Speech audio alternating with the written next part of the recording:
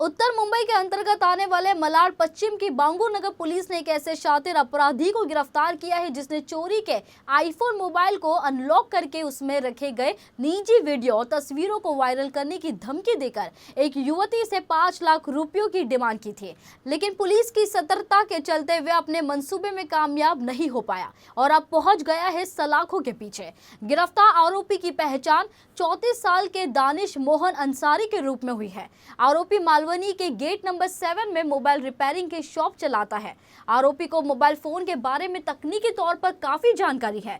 Police ने voice recording और data analysis के जरिए आरोपी को धर दबोचा। पुलिस के मुताबिक 12 नवंबर को बांगूर नगर की रहने वाली एक 27 साल की लड़की को उसके व्हाट्सएप पर उसके बॉयफ्रेंड के साथ प्राइवेट वीडियो और फोटो आते हैं, जिसे देखकर लड़की हैरान रह जाती है। इसके बाद आरोपी लड़की को फोन का प्राइवेट वीडियो वायरल करने की धमकी देकर 5 लाख रुपए देने की बात कहता है। आरोपियों की धमकी से डरकर युवती ने जान देने का फैसला कर लिया। लड़की ने फिनाइल पीकर अपनी जान देने की कोशिश की, लेकिन सूचना मिलने के बाद मौके पर पहुंची पुलिस की सतर्कता के चलते उसकी जान बच जाती है। इसके बाद पुलिस ने जब लड़की से जान देने की वजह पूछी तो उसने सारी बात बताई। पुलिस लड़की की बातों को सुनने के बाद ये भरोसा दिलाती है कि उसे कुछ नहीं होगा और उसका प्राइवेट डाटा भी वापस मिलेगा। अब पुलिस का भरोसा मिलने के बाद लड़की में हिम्मत आ जाती है। पुलिस पीड़िता को आरोपी से कांटेक्ट बनाए रखने के लिए कहती है ताकि उसे पकड़ा जा सके।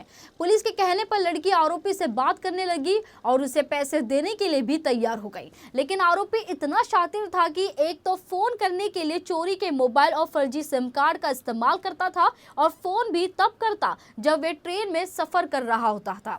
कई दिनों तक लड़की आरोपी से बातचीत करती रही, लेकिन पुलिस को सफलता नहीं मिल रही थी। आरोपी ने लड़की से पैसे भी कैश में देने के लिए कहा था। पुलिस ने एक दिन लड़की से बातचीत के दौरान आरोपी की वॉइस रिकॉर्डिंग की। पुलिस ने जब उस वॉइस सैंपल की जांच कराई तब जाकर इस शातिर अपराधी की कुंडली मिल सके, जिसके बाद पुलिस ने इसे गिरफ्तार कर लिया।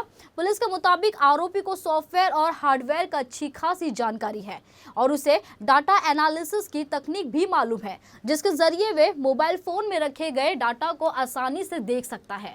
आरोपी ने लड़की का आईफोन 11 को बिना सॉफ्टवेयर मारे अनलॉक कर दिया था और जब उसमें उसके प्राइवेट डाटा मिले तो उसने इस पूरे अपराध की साजिश रची। फिलहाल पुलिस मामले की जांच कर रही है।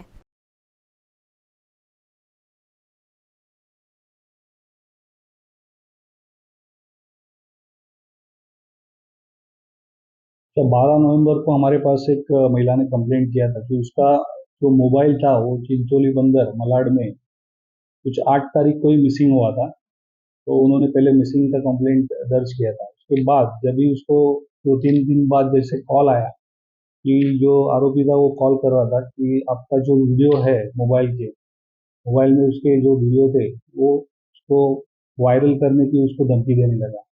तभी उसको लगा कि मालूम पड़ा कि अपना मोबाइल किसी ने ये निकाल के उसको चोरी किया है और उसमें से जो हमारे वीडियोस है वो उसको क्रैक करके वो मोबाइल का पासवर्ड क्रैक करके उसने सब वीडियोस वायरल करने का धमकी दिया, उसका पैसा मांग रहा था।